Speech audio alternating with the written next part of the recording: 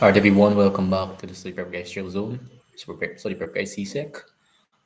For tonight, we'll be looking at the CSEC syllabus for office administration. We'll be trying to take a complete dive into that.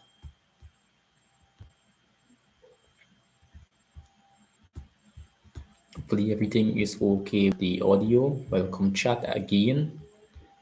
This will be the final video because I don't think I could cover off the paper 2 from 2022 and 2020. So we'll just look through the terms. We'll do a review of the entire syllabus for this stream, and we'll close off that for the preparations for tomorrow. So let's start off with the first topic, which is what is an office, right? So viewing. The definition of an office is rich and includes a place of business, clerical, or professional activity. The personnel working in such office, a position of authority or trust, and manually historical because the office holds historical value since prehistoric times. It might not be the same. The support functions of a major household. We are mainly interested in the office as a place of business, clerical, or professional activity. So that's what an office generally is. Let me see if anyone will come in the chat. Hopefully, let me see if anyone will come in the chat. So the first topic off of the list is office orientation. We look at the fourth document. Let us take a look at that. Just make sure the light is okay. Everything is okay with that.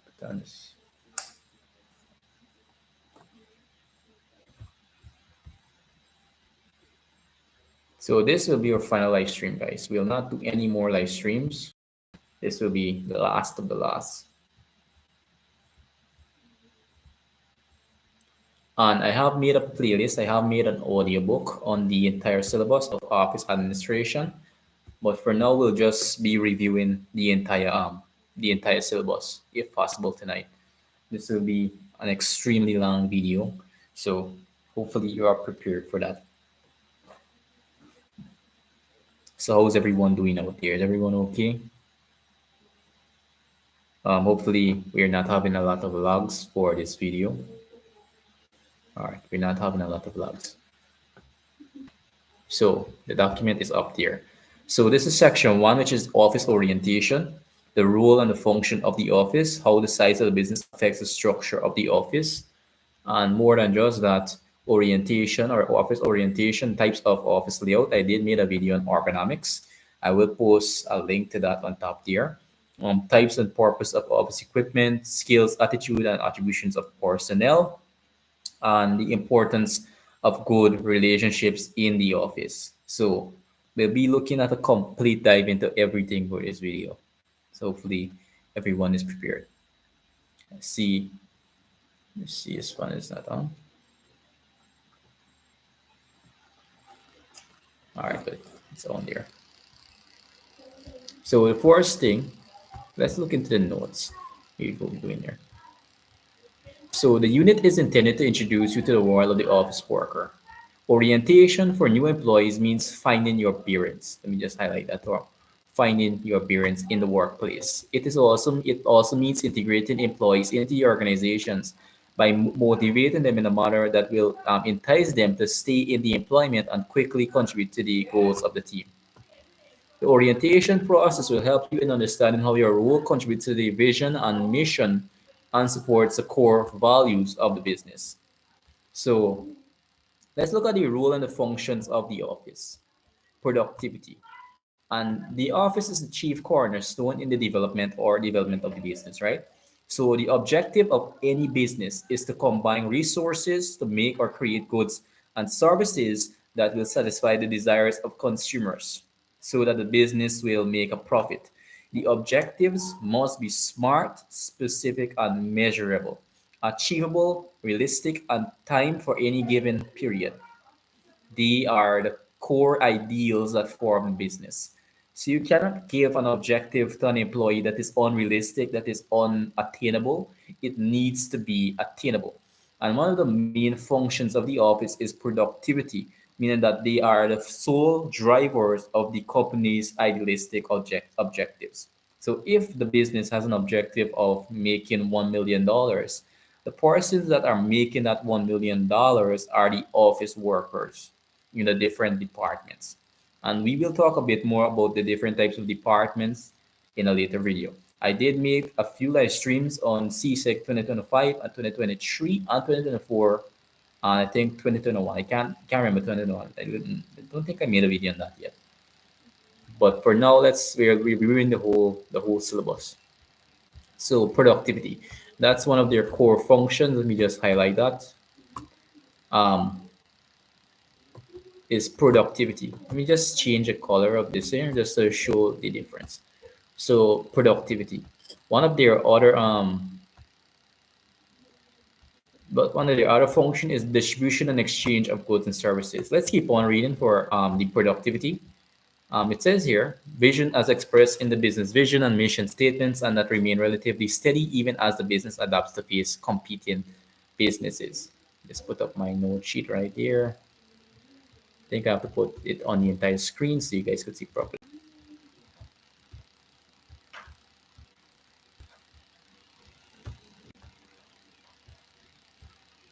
So yes, we are back with office orientation. Just put this right here. This is the notes for a previous live stream, but we'll not take that into really much of an account right now.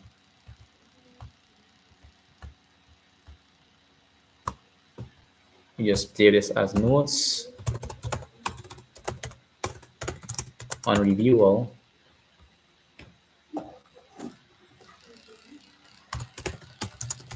Of the entire syllabus.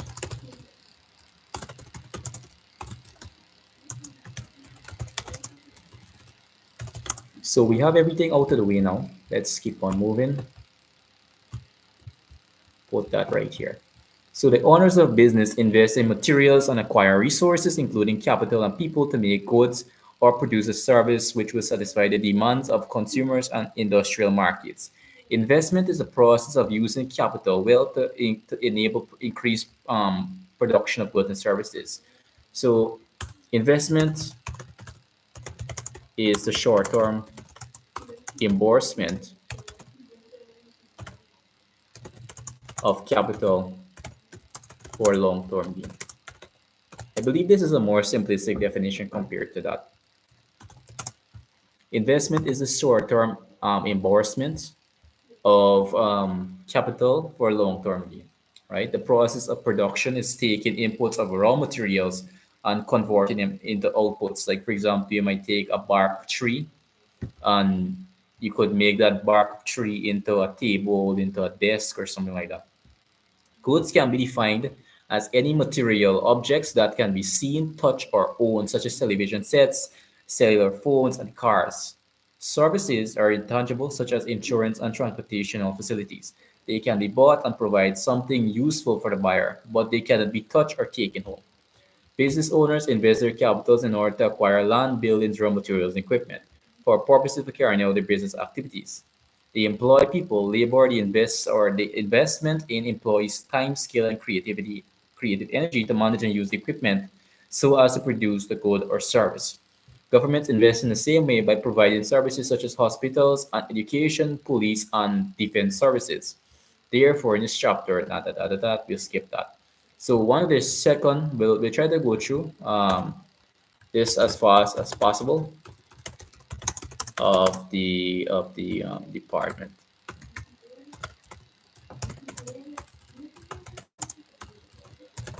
So one of it is productivity, um, distribution, and exchange of goods and services. So the traditional office is a physical structure within a business. With the growth in telecommuting, a virtual office has been developed where an office may be spread. So let's take a look at the more into the office. Put this right over here so you guys can see here.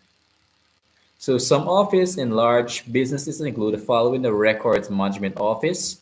Let's look at the types of office. Now let me just put a separate thing for that so you guys can see in the notes. Types of office includes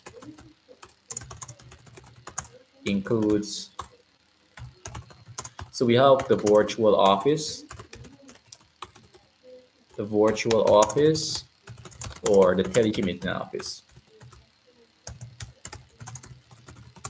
So that's one type of office. Let me just state that in bullet points. I don't know what happened there. Anyways, we have to think it like that. So the virtual office. Another type of office is the records management office.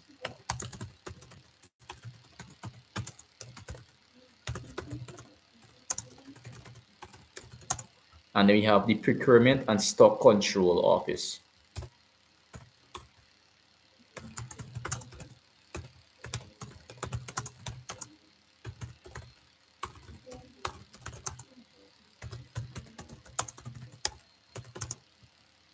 So that's a type of office. And then we have the HR office.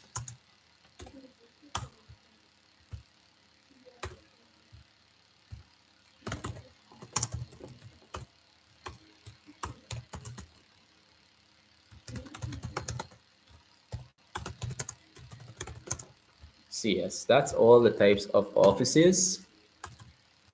So yes, let me just make sure everything's all right here. So these are the types of office, including the procurement office. And let's take a look at the procurement office. The accounts office, where they usually manage the accounting information, such as, let me have the accounting office. I forget to put that right here. The accountant office, the accountant office. So we have the accountant office, the procurement and stock control office. So this office is responsible for buying raw materials, buying raw materials, buying raw materials. So we just put that right there. Buying raw materials, the procurement office, the accounting office responsible for inventory management and profit to loss ratio.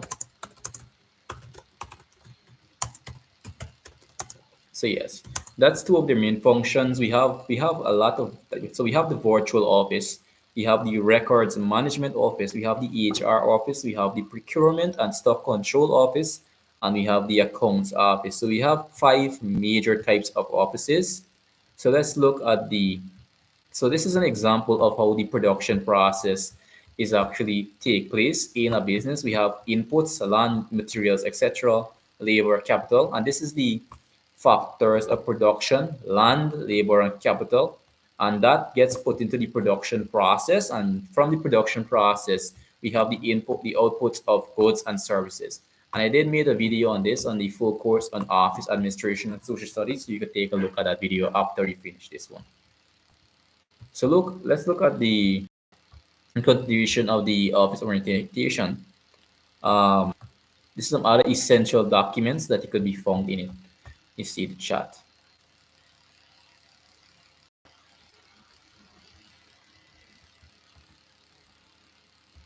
All right, let's go back to this.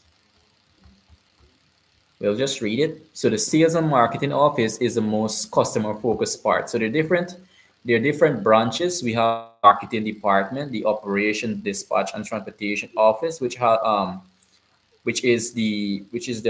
actually processes the good or service. A major function is to ensure that the factory is functioning effectively, the equipment and tools are well maintained and move around when necessary. They also have sensitive employees to reduce greenhouse gas emissions and carbon footnotes or footprints. And then we have the sales and marketing office, which is responsible for getting your product or good out in the real world. It's the most customer focused part of the business. It communicates directly with customers in order to promote and sell goods or services produced by the business. The main function of the sales and marketing department is to attract and retain customers and increase sales volumes by meeting the customer's demand with the appropriate and timely supply. Let's move on back down more. And we have the disseminated office, or this is one major function.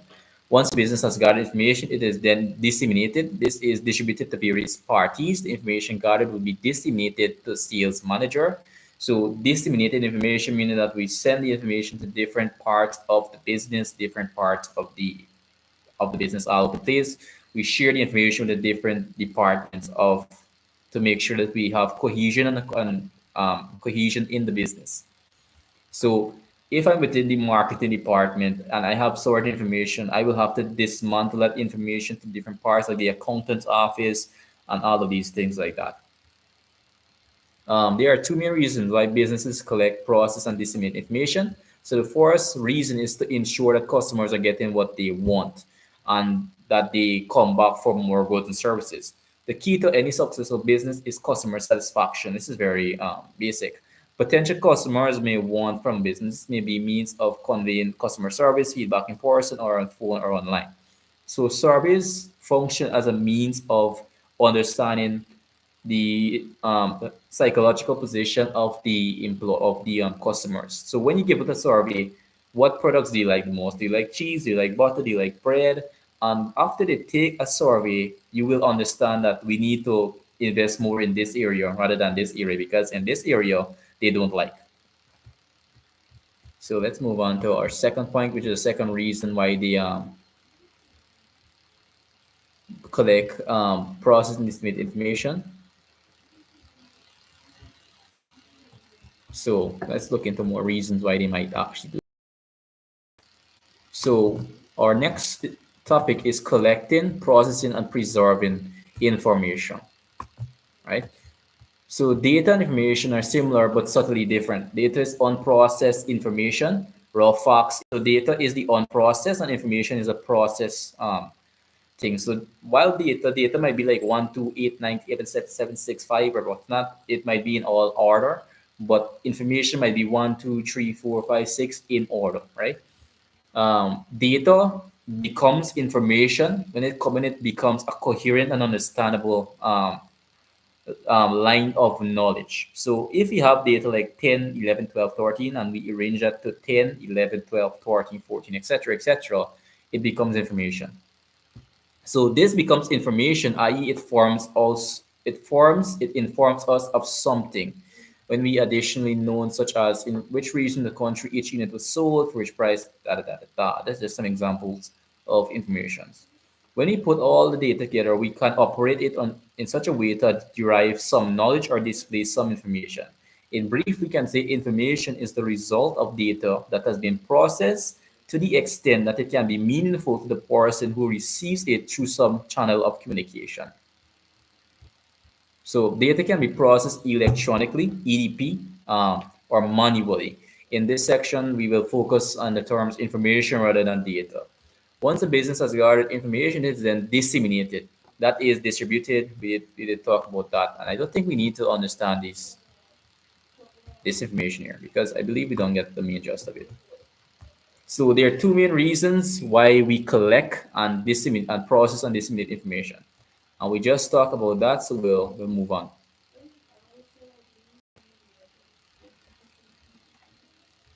So this is like a chart of how the informational processes go or how these different departments operate. So we have the customer inquires about the product or asks about the product, responds with quotation, and this is sales and management department.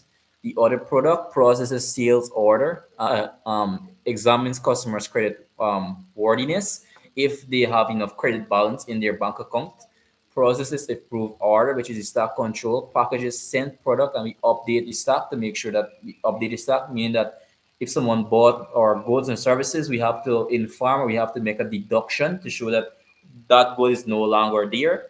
And then we have makes payment, updates customers account and said that they have made this entry for this date, that they make this contract, this cash transaction for this date. And we usually give them a receipt to show that they made this payment. So we have that out of the way. So why and how information is preserved. To keep a record of the day-to-day goings in the business in order to understand where we are financially in the business. So to keep a record of day-to-day goings in the business, consider let's not even use the example. So there are many laws and regulations that specify which records a business must retain and the period of retention. So one of the reasons why we might, or why we actually, um, why we preserve information is because of international law and storage of information, which will result in us understanding our profit to loss ratio as it comes back down to that concept again. So let's move on. Um, some ways of preserving information, such as microfilm storage and CD storage. This is some way of preserving. And I did make a video on the role of the filing clerk, but let's go back into that. Let's look into some role of the filing clerk. So one of their major role, and this is just unethical information, but we're just going through it, so we don't have to explain a lot. We just need to give, I think I just need to give a brief explanation under the point. So one of the other function of the filing clerk is dissemination of information, meaning that they're responsible for spreading information to other persons in the business. Organizational management and legal control is another one of the functions. Um, and then we go down to our final point: how the size of a business affects the structure of the office. So the bigger the business, the more persons that you could employ in a business. If your business is very small, you cannot employ a lot of persons. So that's our first point. And the small business usually has a very basic structure. So we have the sole proprietor, which is the owner of the business. We have the cashier, which is usually a friend or family member. And we have the mail order clerk, who usually takes up into account our profit to loss ratio, right? Which is basically in the accountants department. And then we have the medium sized department.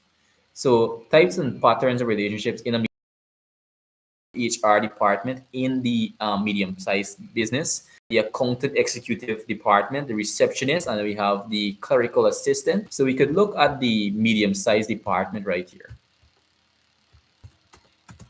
The medium-sized department. So this is the medium-sized department chart. It's more complex than the this is more complex in comparison to the other department. It's by far more complex.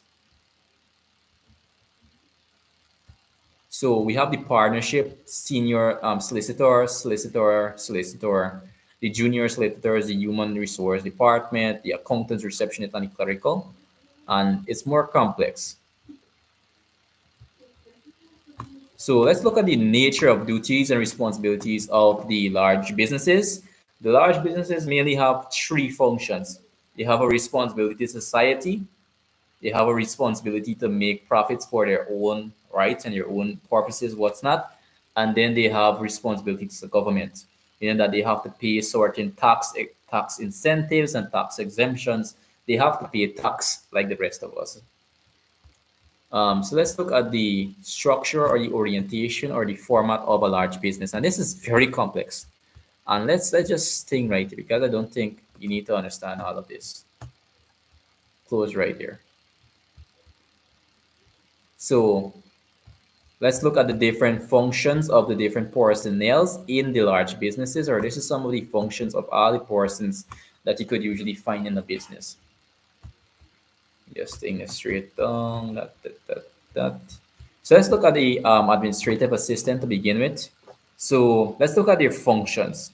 Skills in numeracy and literacy, maintain good working relationships, use basic computer software applications, and maintain document storage systems, both manual and electronic. And then we have the secretary, which is responsible for maintaining accurate office files, answering telephone calls, deal with incoming and outgoing mail, order and manage office supplies, use basic computer software applications, and maintain good working relationships with other persons, both inside, internally, and externally in the business, skills in numeracy and literacy. We have the data entering clerk, use basic and specialist computer software applications, type of acceptable speed and accuracy levels, ability to format basic documents, maintain good working relationships. We have the HR or the clerk, basic understanding of software, computer software, an approach and sensible personality and sensitive personality, since they will have to be direct, they have to be in direct contact with training recruits and what's not. Skills in numeracy and literacy, some knowledge of labor laws, etc., etc., etc. And You could just read the rest out there. And that is it for that. I don't think that is too long. Guys, I have to take a little bit of break. That was tiring. Anyways, guys, give me a couple minutes. I'm gonna take a quick break.